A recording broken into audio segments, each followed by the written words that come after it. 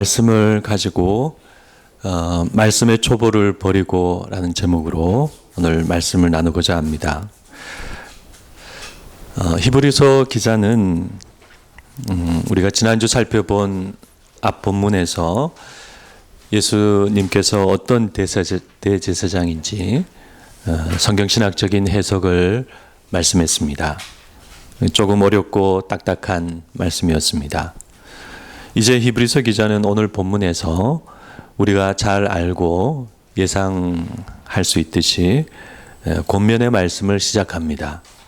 우리는 히브리서 이와 같은 특성을 알고 있습니다. 히브리서는 해석과 권면을 번갈아 말씀하고 있습니다. 본래 순서대로라면 히브리서 기자는 오늘 본문에 들어서서 멜기세덱에 대한 말씀을 계속 하셔야 합니다. 그런데 히브리서 기자는 멜기세덱에 대한 성경신학적인 해석을 7장으로 미루고 오늘 본문부터 6장 마지막까지 총 4개의 권면의 말씀을 진행합니다. 그 4개의 권면 말씀은 첫째는 책망입니다. 바로 오늘 본문입니다. 둘째는 경고입니다. 6장 4절에서 8절입니다. 셋째는 따뜻한 격려입니다. 6장 9절에서 12절입니다. 넷째는 약속입니다. 6장 13절에서 마지막 20절까지입니다. 이렇게 히브리서 기자는 멜기세덱에 대한 말씀을 잠시 멈추고 책망과 경고와 따뜻한 격려와 약속이라는 이 총 4개의 권면의 말씀을 진행합니다. 그래서 오늘은 우리가 이 4개의 권면의 말씀 중에서 그 첫 번째인 책망의 말씀을 살펴보고자 합니다. 히브리서 기자는 오늘 본문을 이와 같은 말씀으로 시작합니다. 멜기세덱에 관하여는 우리가 할 말이 많으나 너희가 듣는 것이 두나무로 설명하기 어려우니라. 지금 유대인 신자들은 예수님을 믿고 있어도 아직 그들의 생각은 구약 신앙과 제사 제도에 익숙하고 그만큼 구약에 매여 있습니다. 그래서 그들 안에 있는 옛 신앙과 생각을 바꾸고 새로운 예수 신앙을 가지려면 예수님이 멜기세덱의 반차를 따른 특별한 대제사장이라는 사실에 대해서 좀 더 충분한 설명과 말씀이 필요합니다. 구약의 레위 제사장은 하나의 모형이고 하나님이 세우신 대제사장의 원형은 예수님이라는 사실을 신자들은 발견하고 확신해야 하는 것입니다. 그런데 그것이 어렵습니다. 말씀하고 있는 것처럼. 왜냐하면 그들은 지금 듣는 것이 둔하기 때문입니다. 멜기세덱의 내용이 어려워서가 아니라 그들이 듣는 것이 둔함으로 어렵습니다. 여기서 둔하다는 말은 둔하다, 또 무디다, 게으르다라는 의미입니다. 같은 단어가 6장 12절에 나오는데 너희가 게으르지 아니하고 이렇게 말씀하고 있습니다. 그래서 이 둔하다는 말씀의 의미는 너희가 지적으로 둔하다는 의미가 아니라 너희가 지금 기꺼이 듣고자 하는 마음과 생각이 없어서 듣는 것이 둔하다는 의미입니다. 그래서 마음과 생각이 둔하고 닫혀 있고 그래서 이해가 어렵고 그래서 설명하기 어렵다는 말입니다. 우리가 잘 아는 것처럼 마음이 콩밭에 가 있는 사람에게 아무리 말해도 소용이 없죠. 그래서 지금 많은 유대인 신자들은 다가오는 핍박을 피해서 유대교로 돌아가려고 하는 마음을 가지고 있기 때문에 멜기세덱에 대한 말씀이 어려운 것입니다. 이렇게 히브리서 기자는 멜기세덱에 대한 말씀을 잠시 멈추고 책망을 하고 있습니다. 그러므로 우리도 이와 같은 히브리서 기자의 염려와 책망에 귀 기울여야 하겠습니다. 오늘날 우리도 마찬가지입니다. 나도 내 삶과 내 일과 내 형편이 항상 우선이어서 하나님의 말씀을 듣고자 하는 마음이 둔하고 그래서 하나님의 말씀이 어렵고 들리지 않고 그래서 내 안에는 내 생각만 가득하고 그래서 우리를 보시는 성령님께서는 우리를 근심하시고 그런 것이 아닌지 우리는 우리 자신을 돌아보아야 하겠습니다. 이 가을은 열매를 생각하고 결실을 생각하는 계절이죠. 나는 한 해 동안 말씀의 결실을 잘 맺었는가?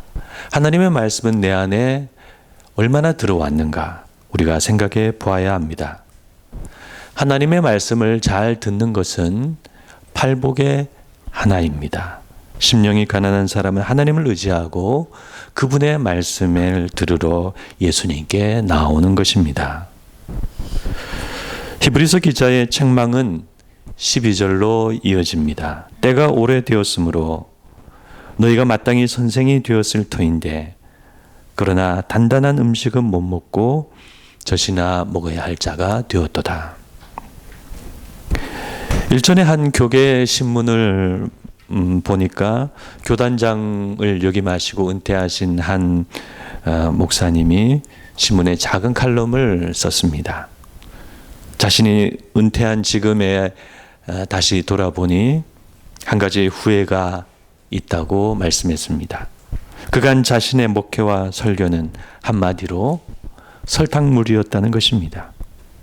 신자들이 듣기 좋은 위로와 격려와 승리하자는 말씀들, 누구나 좋아하는 그런 말씀을 위주로 설교하고 목회도 그렇게 평생 했다는 것입니다. 감사합시다. 우리 건강합시다. 복받고 잘 됩시다. 그래서 돌아보니 겉으로는 자신이 성공적인 목회를 하고 큰 교회도 세우고 명예롭게 은퇴했는데 하나님 앞에서 죄송하고 부끄럽다는 것입니다. 네, 그 목사님의 글처럼 지금 우리 교회 안에는 달콤한 설탕물 같은 말씀들이 너무 많지 않은가 생각됩니다. 하나님은 당신을 사랑하십니다. 하나님이 당신을 지켜주십니다. 하나님 우리에게 복과 은혜를 주십니다. 믿으면 다 구원받습니다. 예수님 안에서 행복하세요. 우리는 주일낮 예배 시간에 대체로 이런 말씀을 듣고 헌금을 하고 집으로 돌아갈 때가 많습니다. 그러나 이런 말씀, 물론 좋은 말씀이지만 그러나 한 가지 치명적인 단점이 있습니다. 우리들이 이런 말씀만 들으면 무엇이 옳고 그른지, 하나님의 뜻은 구체적으로 어디에 있는지 아무 분별력이 생기지 않는다는 것입니다. 그래서 세상 현실과 자기 생활 속에 하나님의 구체적인 뜻을 생각하거나 분별하거나 이렇게 하지 못하고 자꾸 엉뚱한 방향으로 갈 때가 많습니다. 그런 사람이 사업가이면 그렇게 일반인과 다를 바 없이 돈을 쫓는 사업을 하고, 그런 사람이 정치인이면 일반 정치인처럼 산전수전 다 겪은 정치를 하고, 그런 사람이 부모라면 일반 가정처럼 세속적으로 자녀를 키우고, 그런 사람이 목회자이면 프로그램과 눈에 보이는 세상적인 목회를 하게 됩니다. 그러므로 우리 가운데 선포되는 하나님의 말씀은 우리를 위로하고 격려하고 품어줄 뿐만 아니라 우리에게 하나님의 뜻을 가르쳐주고 우리를 세우고 우리의 책임과 의무를 말하고 그리고 때로는 우리를 책망하고 돌이키게 하는 의로운 말씀이 되어야 합니다. 우리는 하나님께 영광을 돌려야 합니다. 다른 사람을 사랑해야 합니다. 은혜를 받고 새로워져야 합니다. 두 주인을 섬기면 안 됩니다. 의롭게 살고 복음을 전해야 합니다. 공동체를 귀히 여기고 함께 하나가 되어야 합니다. 이런 말씀들이 단단한 말씀들이죠. 또한 단단한 말씀은 지금까지 히브리서가 말씀한 바와 같이 하나님의 뜻을 깊이 해석하고 예수 그리스도를 새롭게 말하고 우리의 고난과 인내와 소망을 말하고 그리고 우리 믿음의 담대함을 말하는 말씀입니다. 이런 말씀들이 단단한 말씀이어서 우리가 이런 말씀을 먹고 소화하면 우리에게 분별력과 능력과 지혜가 생깁니다. 그들은 지각을 사용함으로 연단을 받아 선악을 분별하는 자들이다. 이렇게 말씀하고 있습니다. 이 말씀은 그들은 하나님의 말씀을 통해 선악을 분별하는 훈련된 생각을 한다라는 의미입니다. 그렇습니다. 하나님의 깊이 있는 말씀은 우리의 생각과 사고를 올바르게 형성합니다. 생각하는 방법이, 사고하는 방법이 달라집니다. 그래서 우리는 그렇게 성숙해진 생각과 사고를 가지고 선악을 분별할 수 있습니다.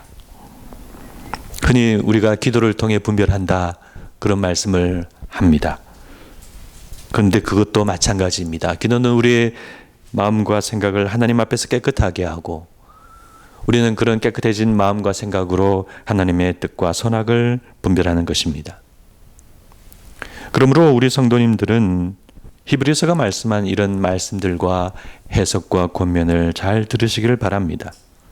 히브리서가 말씀을 어떻게 해석하고 무엇을 강조하고 어떻게 흘러가는지 잘 보시기를 바랍니다.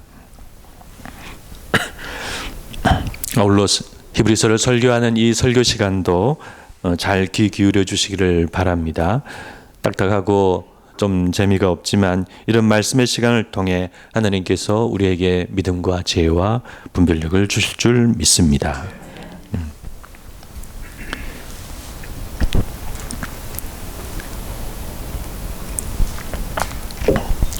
네, 이렇게 말한 히브리서 기자는 계속해서 6장 1절, 2절 말씀을 통해 우리가 하나님의 단단한 말씀을 잘 듣고 성장해서 성숙하고 완전한 대로 나아가야 한다고 말씀합니다.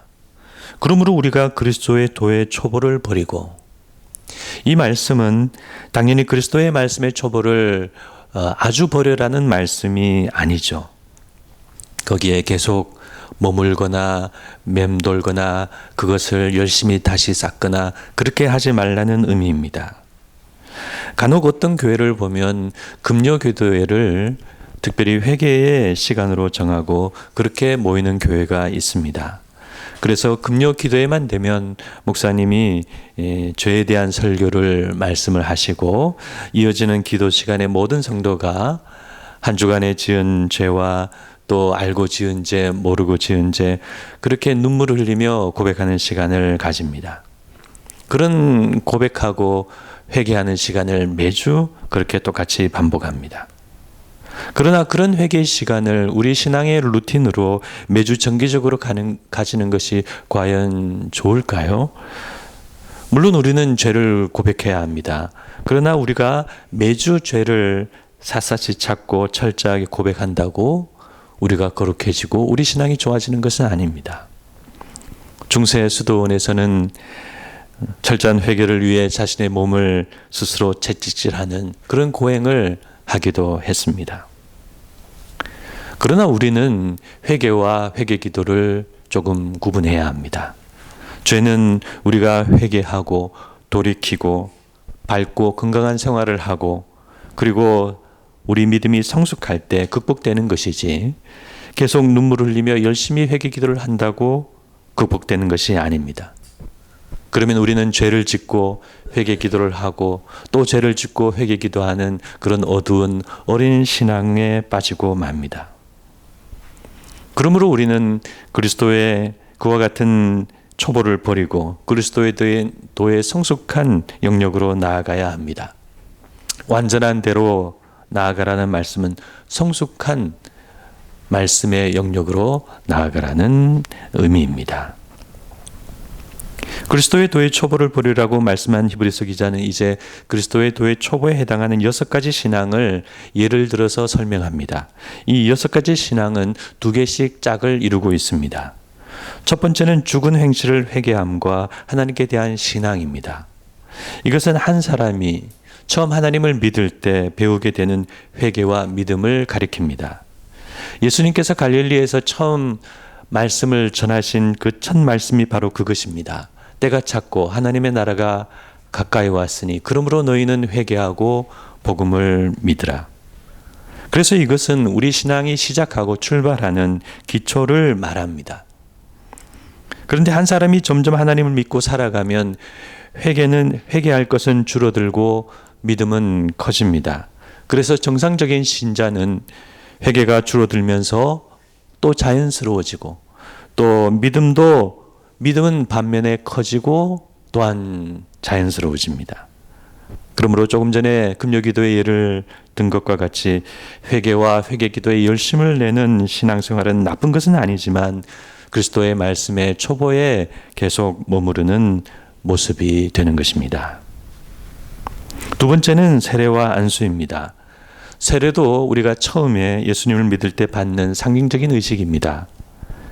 한편 안수는 성경 안에서 여러 가지 의미가 있지만 여기서 말씀하는 안수는 아마도 한 사람이 처음 예수님을 믿을 때 그가 성령을 받도록 안수하는 것을 가리키는 것 같습니다. 그래서 여기에서 말씀하는 세례와 안수도 우리 신앙의 아주 기초와 시작에 해당한다고 말할 수 있습니다. 그래서 세례와 안수를 무슨 대단한 것처럼 우리가 생각해서 그것으로 충분하다고 믿고 거기에 계속 머무르면 안 되는 것입니다. 세 번째는 부활과 심판입니다. 우리는 마지막 날에 우리가 부활할 것과 하나님이 심판할 것을 믿습니다. 그런데 이것도 우리가 예수님을 처음 믿을 때 믿고 처음 믿을 때부터 믿고 고백하는 내용입니다.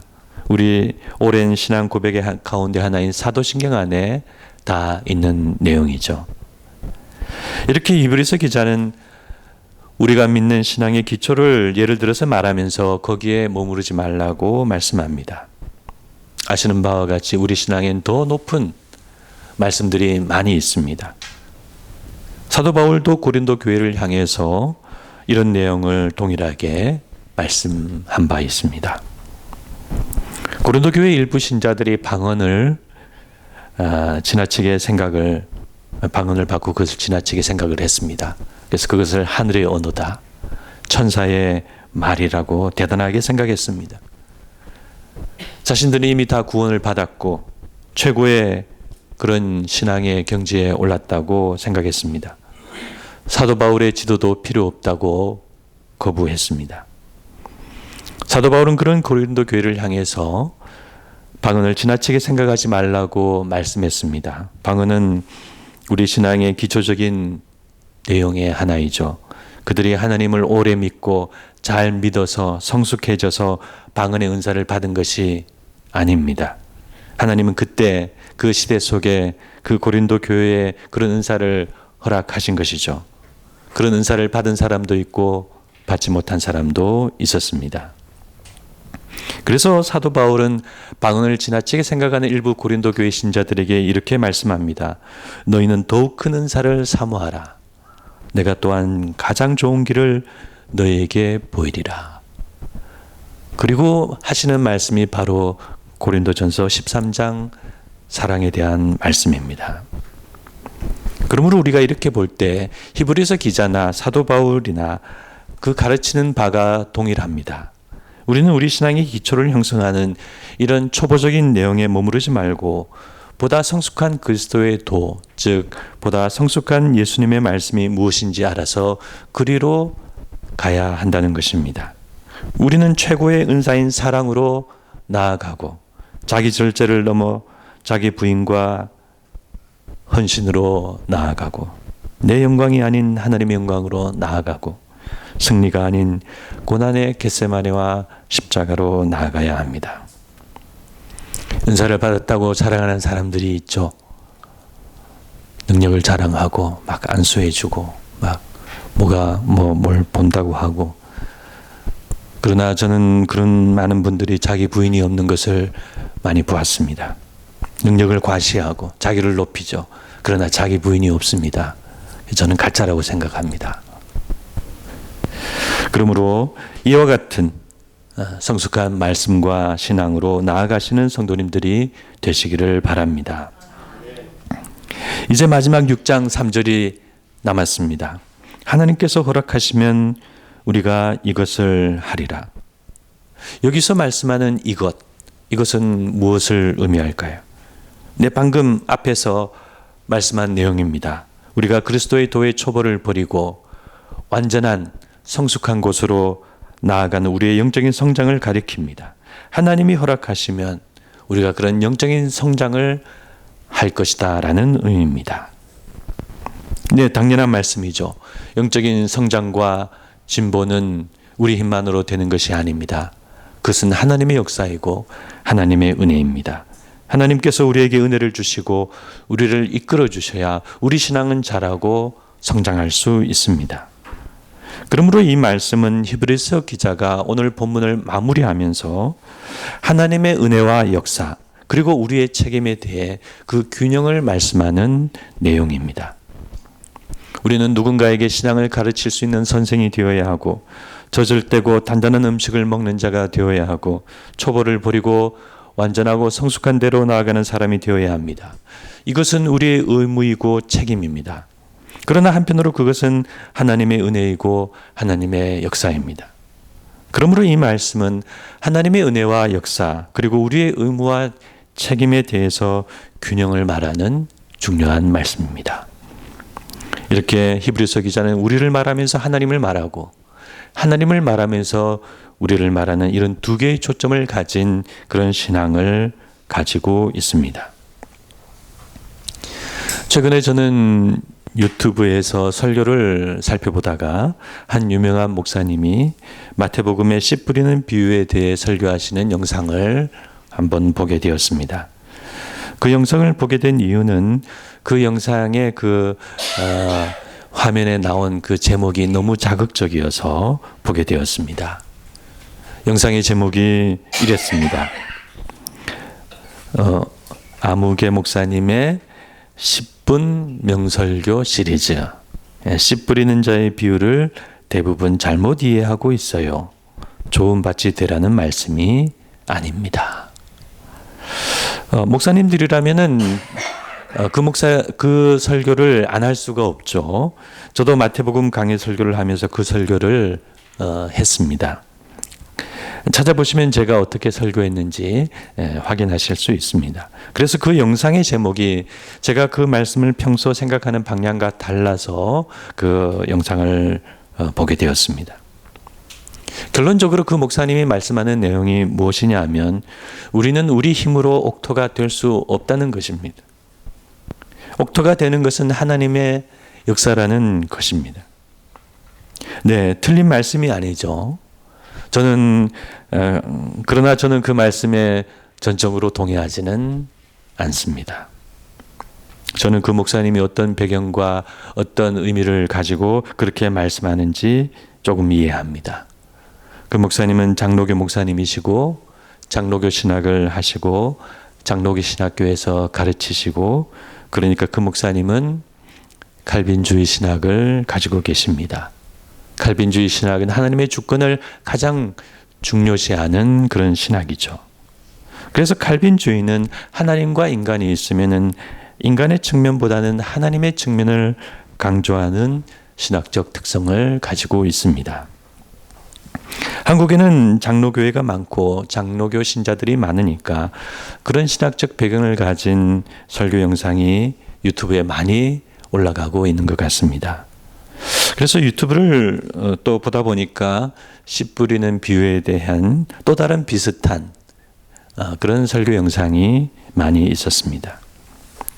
그 영상들 역시 그 비유는 낙심하지 말고 씨를 열심히 뿌리라는 천국 비유이지 우리가 옥토가 되자, 우리가 옥토가 되어야 한다는 그런 것을 말하는 비유가 아니라고 그렇게 말하고 있었습니다.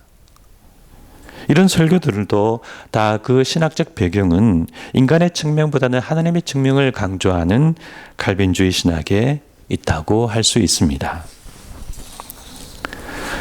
그러나 우리나라는 대체로 칼빈주의가 신학적 주류이지만 전 세계적으로는 꼭 그렇지는 않습니다. 저는 오늘 히브리서 기자가 말씀하는 바와 같이 우리 신앙은 하나님의 은혜와 역사와 함께 우리 인간의 노력과 최선이 반드시 있어야 한다고 믿습니다.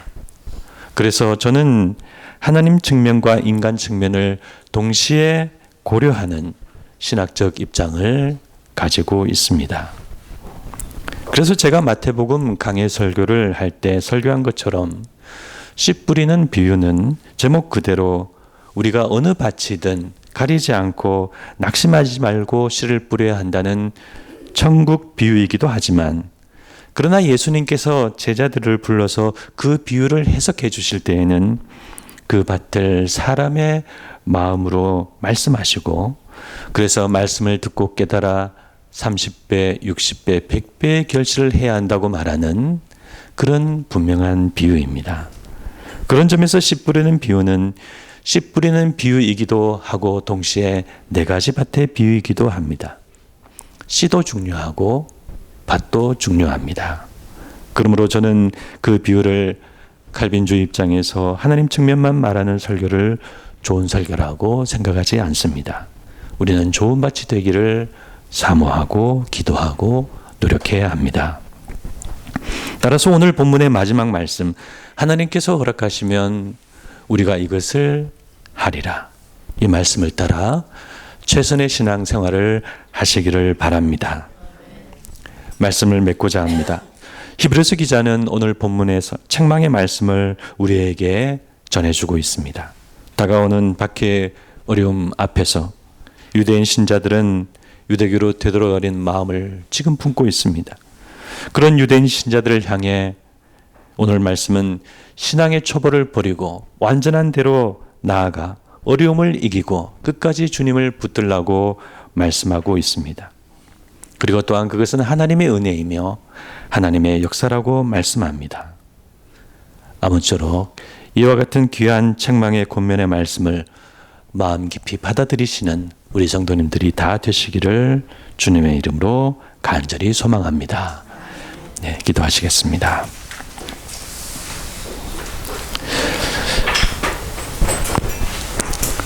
사랑이 많으신 하나님 아버지, 저희가 하나님의 말씀을 들으면서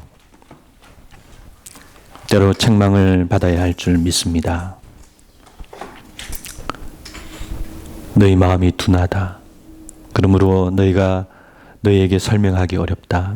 이 히브리서 기자의 이 말씀을 우리에게 주시는 말씀으로 듣게 하여 주시옵시고, 우리가 바쁘고 또 내 형편과 사정에 우선시하며 살아가면서 하나님 말씀을 듣지 못하고 있는 것은 아닌가. 이 말씀 앞에 우리 자신을 돌아보게 하여 주시옵소서. 하나님의 말씀을 듣고 예수님의 말씀이 듣고 싶어서 주님 앞으로 나온 그 가난하고 마음이 상한 심령들, 그런 모습들이 저희들이 되게 하여 주시옵시고, 하나님의 말씀을 듣고 살아가려는 순수한 저희의 신앙의 모습이 될 수 있도록 인도하여 주시옵소서. 계속 젖을 먹는 신자로 살아가지 않게 하여 주시고, 단단한 음식을 먹고 성숙한 하나님의 말씀의 가르침으로 나아가게 하여 주시옵시고, 우리를 부인하고 하나님 앞에 영광 돌리는 귀한 삶을 사는 저희 신앙이 될 수 있도록 인도하여 주시옵소서. 저희 교회가 그런 단단한 믿음의 신앙이 될 수 있도록 항상 지켜주시고 인도하여 주시옵소서. 지금은 우리 주 예수 그리스도의 크신 은혜와 하나님 아버지의 무한하신 사랑과 성령님의 감화 감동 교통하심이 그리스도의 도의 초보를 버리고 완전하고 성숙한 곳으로 늘 나아가기를 원하는 여기 있는 모든 분들 머리 위에 지금부터 영원토록 함께 있을지어다. 아멘.